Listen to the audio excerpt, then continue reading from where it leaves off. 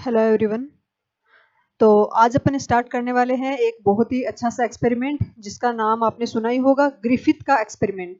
Griffith ने जो experiment किया था वो ये प्रूफ करने के लिए किया था कि डीएनए जो होता है वो जेनेटिक मटेरियल का काम करता है।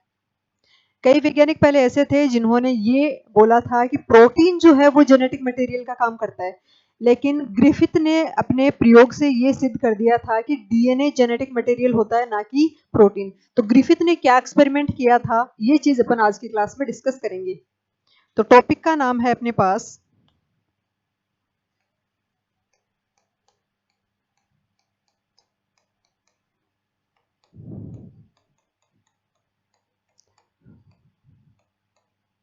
ग्रिफिथ्स एक्सपेरिमेंट, या फिर अपन लिख सकते हैं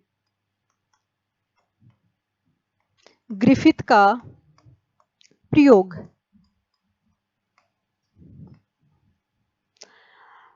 अभी आपको एक चीज याद रखनी है कि ग्रिफिथ ने प्रयोग किसके ऊपर किया था।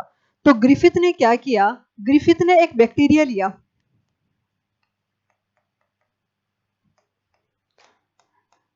ग्रिफिथ ने एक बैक्टीरिया लिया, जीवाणु लिया एक, और इस बैक्टीरिया का नाम था स्ट्रेप्टोकोकस।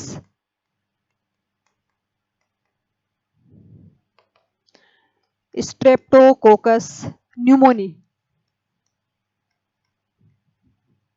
बैक्टीरिया का नाम क्या था? Streptococcus pneumoniae.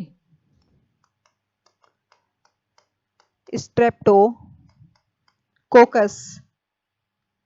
Pneumoniae. Streptococcus pneumoniae नाम से इन्होंने एक बैक्टीरिया लिया और इस बैक्टीरिया को इन्होंने कल्चर मीडियम पर ग्रो करवाया। तो इन्होंने तैयार किया एक culture medium. Culture medium, culture medium को अपन बोल सकते हैं संवर्धन माध्यम। कल्चर मीडियम, संवर्धन माध्यम इन्होंने तैयार किया और इस संवर्धन माध्यम पर इन्होंने स्ट्रेप्टोकोकस न्यूमोनी बैक्टीरिया को ग्रो करवाया, इसकी वृद्धि करवाई।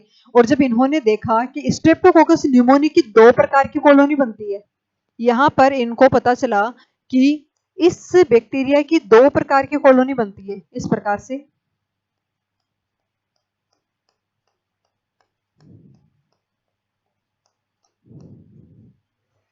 इस प्रकार से दो प्रकार की कॉलोनी बनी थी।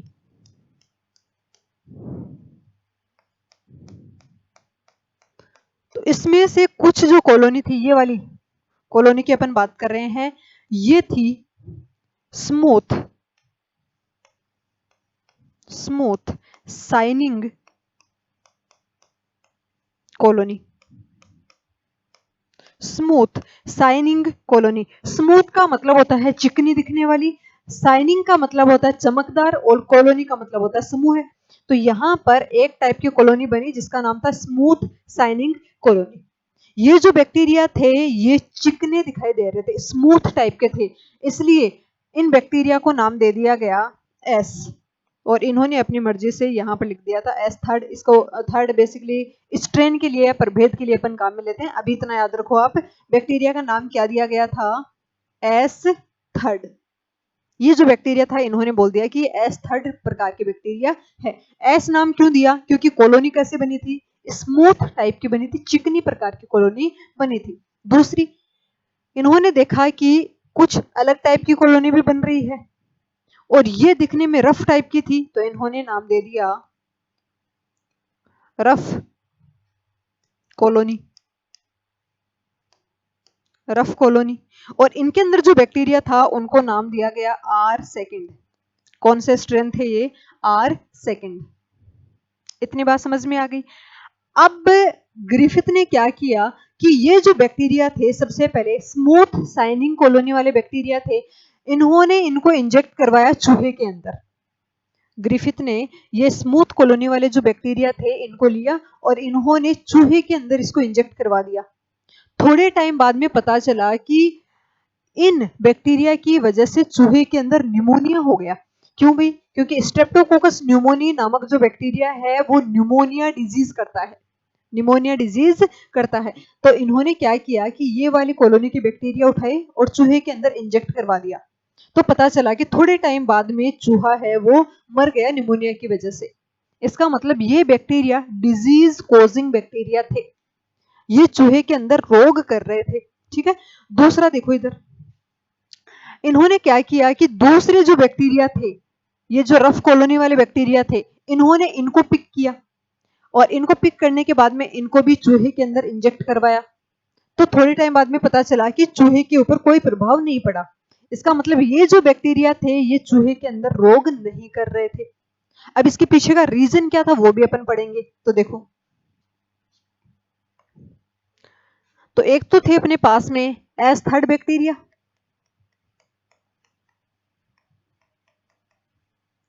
एस थर्ड बैक्टीरिया, और दूसरे थे अपने पास में R second bacteria, R second bacteria. S third की अपन बात करें तो एस थर्ड बैक्टीरिया को बोला गया था वायरुलेंट बैक्टीरिया, वायरुलेंट बैक्टीरिया, और वायरुलेंट को बोला गया रोग कारक, रोग कारक जीवाणु थे क्योंकि ये चूहे के अंदर रोग करते हैं। तो आप यहां पर लिख सकते हो ये चूहे में रोग करते हैं, या फिर इनको अपन बोल सकते हैं ये डिजीज कॉजिंग होते हैं, डिजीज कॉजिंग, यानी कि रोग पैदा करने वाले होते हैं, डिजीज को कॉज करने वाले होते हैं, ये माइस के अंदर डिजीज कॉज कर देते हैं। ठीक है, और दूसरे हैं आर सेकंड, तो ये हैं non virulent, non virulent bacteria.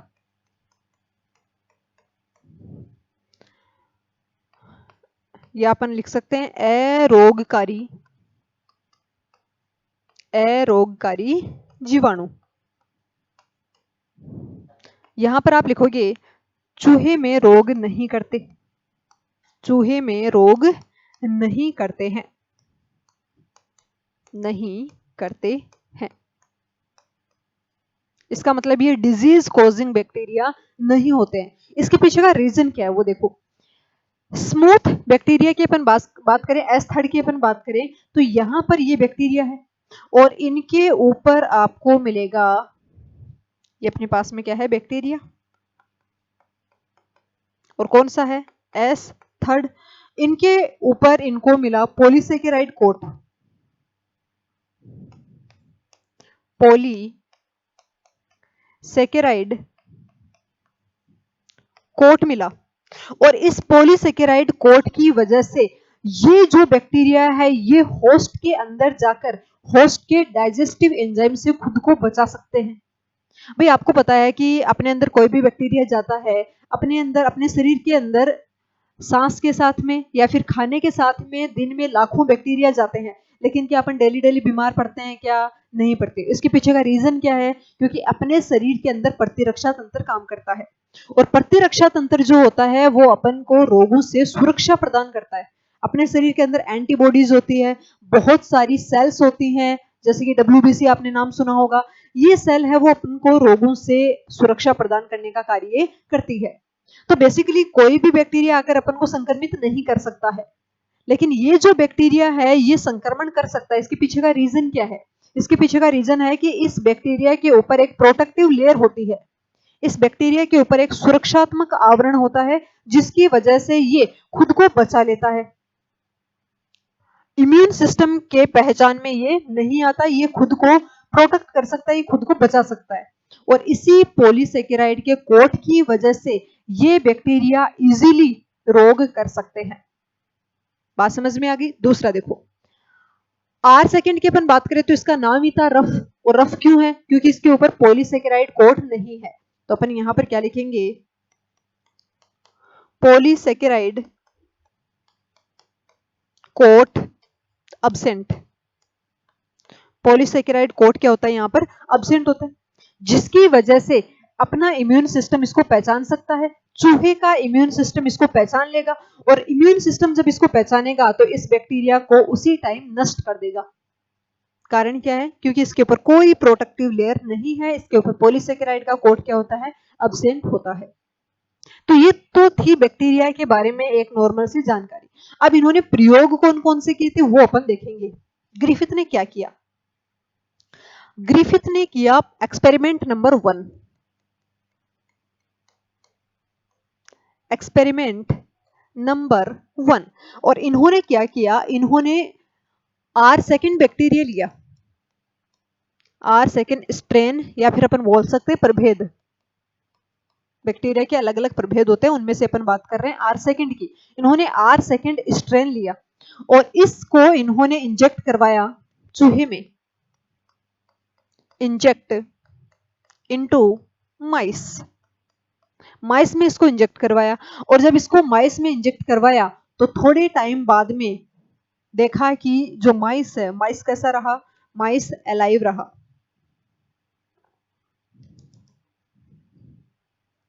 माइस अलाइव रहा यानी कि चूहा जिंदा रहा,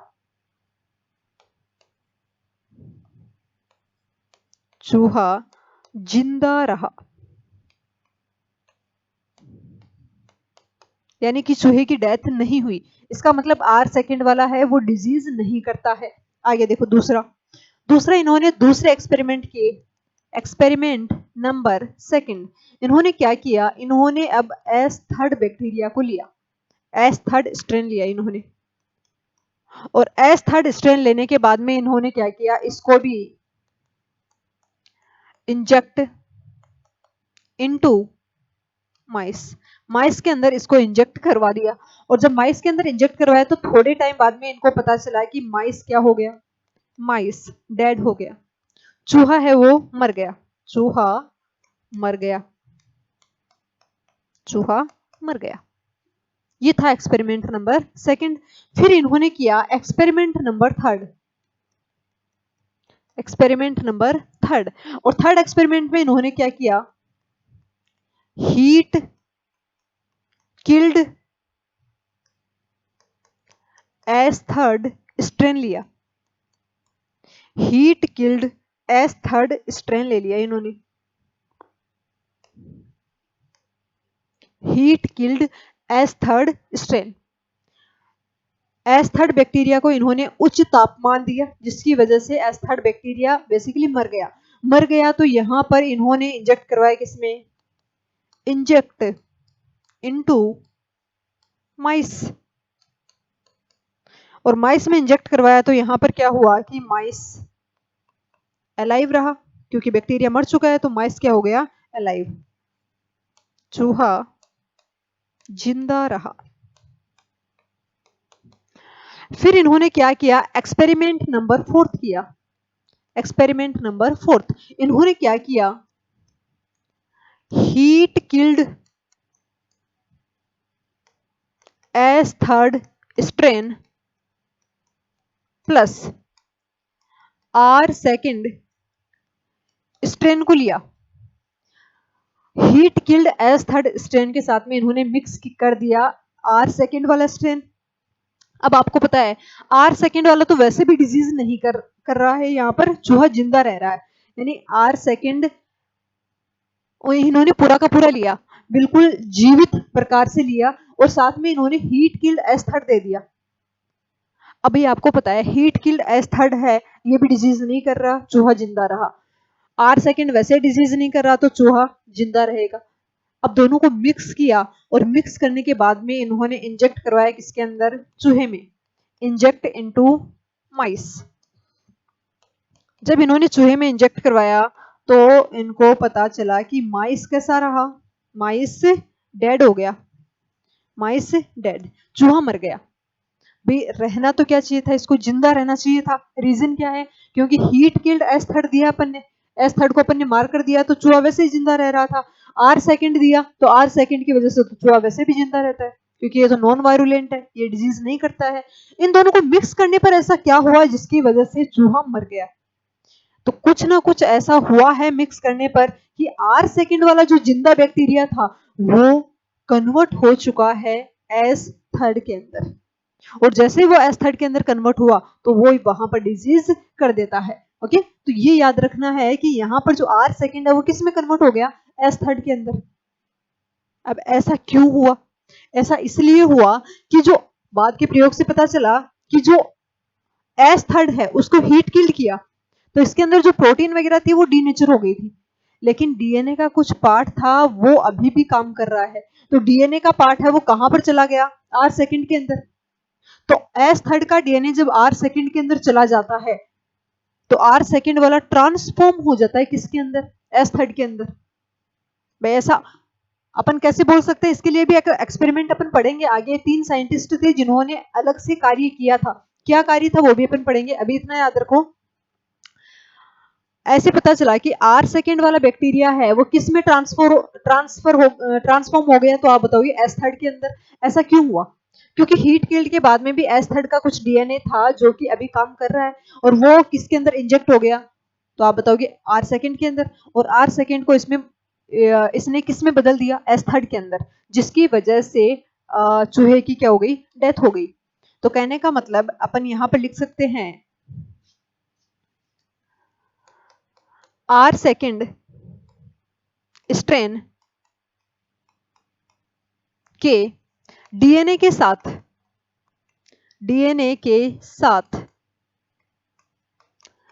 हीट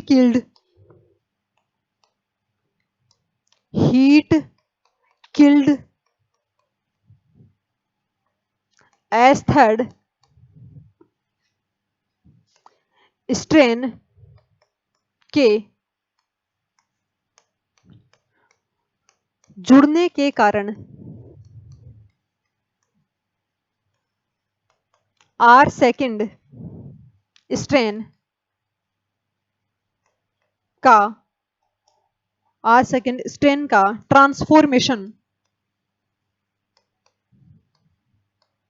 ट्रांसफॉर्मेशन यानी कि रूपांतरण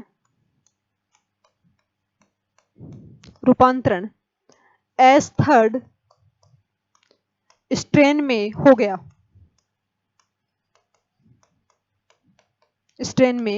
गया, एस थर्ड स्ट्रेन में हो गया। इस प्रयोग को या इस एक्सपेरिमेंट को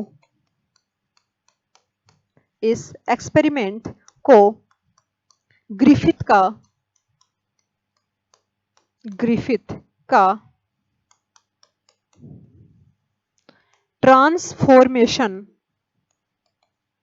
ट्रांसफॉर्मेशन एक्सपेरिमेंट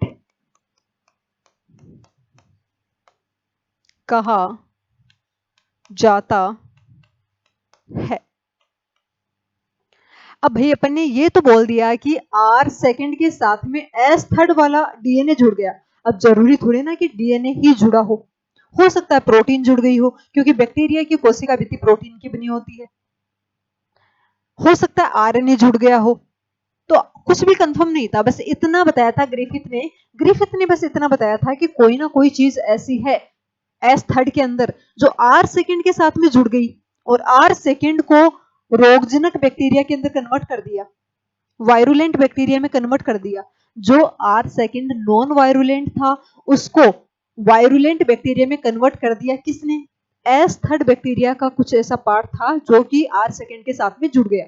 इतना ग्रिफिथ ने बताया था, लेकिन ग्रिफिथ ये नहीं बता पाया था कि वो जो पार्ट था वो डीएनए था, हो सकता है वो प्रोटीन भी हो सकता है ये आरएनए भी हो। फिर ग्रिफिथ के बाद में 3 साइंटिस्ट और आए और इन्होंने सिद्ध किया कि जो पार्ट जुड़ता है वो बेसिकली डीएनए होता है, ना कि आरएनए और ना कि प्रोटीन। कैसे सिद्ध किया वो अपन देखेंगे। तो देखो 3 साइंटिस्ट थे जिनका नाम था Avery, MacLeod and McCarty. Avery, MacLeod and McCarty, ये 3 साइंटिस्ट थे, एवरी, मैक्लियोड एंड मैकार्टी। इन्होंने ग्रिफिथ के एक्सपेरिमेंट को आगे बढ़ाया। इन्होंने क्या किया, इन्होंने ग्रिफिथ के इन्होंने ग्रिफिथ के एक्सपेरिमेंट को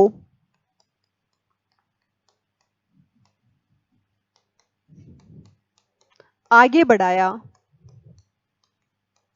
तथा यह सिद्ध किया कि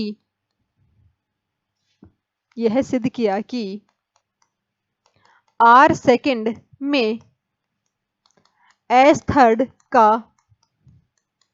DNA जुड़ने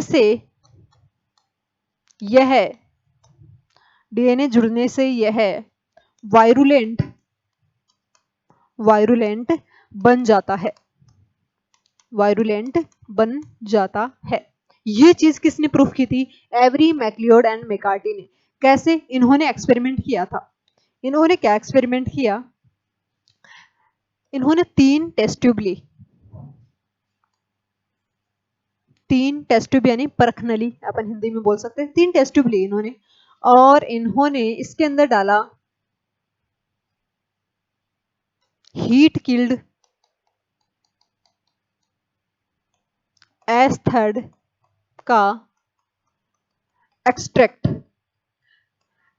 का मतलब होता है कि जो बचा हुआ पदार्थ होता है, हीट किल्ड करने के बाद में जो भी बचा हुआ पदार्थ था वो इसके अंदर इन्होंने डाल दिया। ठीक है, इन्होंने इसके अंदर भी क्या डाला?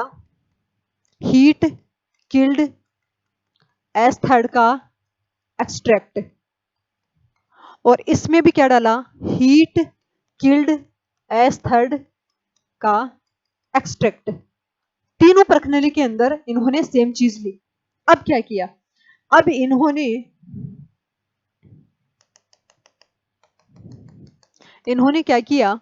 इस वाली परखनली के अंदर एंजाइम डाला। कौन सा? Protease enzyme. और प्रोटीएज एंजाइम क्या काम करता है? ये प्रोटीन का डिग्रेडेशन करता है, यानी प्रोटीन को नष्ट कर देता है प्रोटीएज एंजाइम। दूसरे के अंदर इन्होंने डाला आरएनएज एंजाइम,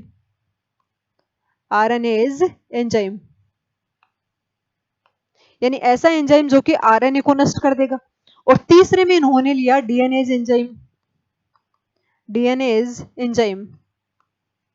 यानी ऐसा एंजाइम जो कि डीएनए को नष्ट कर देगा, ऐसा एंजाइम जो डीएनए को डिग्रेड कर देता है, इन्होंने 3 अलग अलग टेस्ट ट्यूब ली और तीनों अलग अलग टेस्ट ट्यूब के अंदर इन्होंने एस थर्ड का एक्सट्रैक्ट डाल दिया और उसके बाद में अलग अलग एंजाइम डाले। एक के अंदर इन्होंने प्रोटीएज डाल दिया जो कि प्रोटीन को डिग्रेड करेगा, एक के अंदर इन्होंने आरएनएज डाल दिया जो कि आरएनए को डिग्रेड करेगा, और एक के अंदर इन्होंने डीएनएज डाल दिया जो कि डीएनए को डिग्रेड करेगा। अब क्या किया? डिग्रेड करवाने के बाद में ये जो बचा हुआ पदार्थ था इसको इन्होंने क्या किया? R सेकेंड के साथ में मिक्स किया वापस, और R सेकेंड के साथ में मिक्स किया तो जो माइस है वो क्या हो गया? माइस डेड हो गया। इसका मतलब प्रोटीन वो पदार्थ नहीं था, प्रोटीन वो मटेरियल नहीं था जो चूहे को डेड कर रहा था। अगर प्रोटीन होता तो यहाँ पर चूहा जिंदा रहता। क्यों भाई? क्योंकि प्रोटीन को तो डिग्रेड कर दिया प्रोटीएज एंजाइम ने, तो प्रोटीन तो काम करने जैसा था ही नहीं। इसका मतलब प्रोटीन तो यहाँ पर इनएक्टिव है, तो ये तो काम कर ही नहीं सकता। तो यहाँ पर जब प्रोटीएज एंजाइम देने के बाद में इसको अपन ने मिक्स किया R सेकेंड के साथ में, तो चूहा मर गया। इसका मतलब प्रोटीन वो ऐसी चीज नहीं थी जो कि चूहे को मार रही थी। अगर प्रोटीन होती तो यहाँ पर माइस जिंदा रहता। इसका मतलब प्रोटीन के अलावा कुछ ऐसा पदार्थ है जिसकी वजह से चूहा मर रहा है। तो इस एक्सपेरिमेंट से ये तो पता चल गया कि प्रोटीन तो नहीं जुड़ता R सेकेंड के साथ में। आरएनएज की बात करें तो आरएनएज एंजाइम देने के बाद में यहाँ पर जितना भी आरएनए था वो सारा का सारा डिग्रेड हो चुका था। अब इसको डिग्रेड होने के बाद में इसको भी अपन ने मिक्स किया। किसके साथ? R सेकेंड के साथ में। ग्रिफिथ ने उसने एवरी, मैक्लियोड और मैकार्टी ने इसको मिक्स किया, और मिक्स करने के बाद में पता चला कि यहाँ पर फिर से चूहा क्या हो गया? माइस डेड हो गया। इसका मतलब आरएनए को डिग्रेड करने के बाद में भी चूहा मर रहा है। इसका मतलब आरएनए भी कोई ऐसी चीज नहीं थी जो कि चूहे को मार रही थी, क्योंकि आरएनए ऐसी चीज होती तो चूहा जिंदा रहता। आरएनए को तो अपन यहाँ से नष्ट कर चुके हैं। तो इस एक्सपेरिमेंट से ये पता चल गया कि आरएनए भी R सेकेंड के साथ में नहीं जुड़ता है, और उसको ट्रांसफॉर्म नहीं करता एस थर्ड के अंदर, ठीक है। तीसरे एक्सपेरिमेंट में इन्होंने क्या किया, इन्होंने डीएनएज एंजाइम दिया और इसके बाद में जो बचा हुआ मटेरियल था उसको मिक्स कर दिया आर सेकेंड के साथ में, और जब इसको इसके साथ में मिक्स किया तो फिर माइस क्या रहा, माइस अलाइव रहा।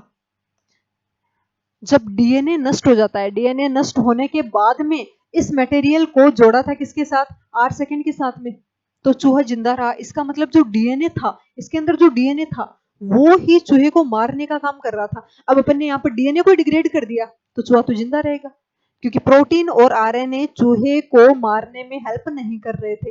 तो कहने का मतलब जो डीएनए था, डीएनए है वो ही किसके साथ में जुड़ता है, एस थर्ड के साथ में।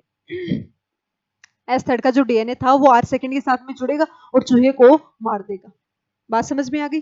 तो यहां पर इस एक्सपेरिमेंट से ये प्रूफ हो गया था कि डीएनए आर सेकेंड के साथ में जुड़ता है। किसका डीएनए, एस थर्ड का डीएनए, ना कि प्रोटीन और आरएनए। तो इस एक्सपेरिमेंट से ये प्रूफ हो गया था कि डीएनए जो होता है वो आनुवांशिक पदार्थ होता है, ना कि आरएनए और प्रोटीन। तो यहां पर अपन लिखेंगे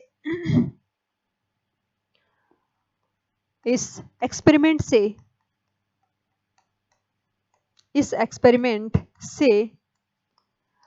यह प्रूफ होता है कि डीएनए जेनेटिक